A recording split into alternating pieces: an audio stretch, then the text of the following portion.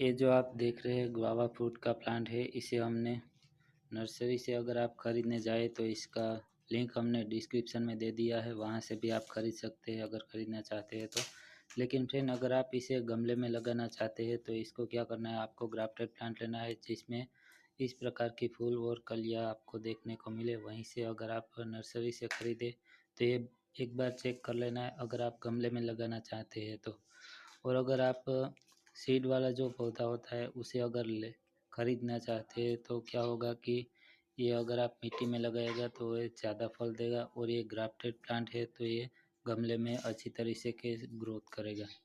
तो एक बार चेक कर लेना, और जब भी आप खरीदने जाए अगर नर्सरी से तो एक बार उसे पूछ लेना। अगर आप ऑनलाइन खरीदना चाहते हैं तो इसका लिंक हमने डिस्क्रिप्शन में दे दिया है, वहाँ से आप जाकर इसे खरीद सकते हैं। उसमें आपको 70% ऑफ मिलेगा। Thank you for watching. मिलते हैं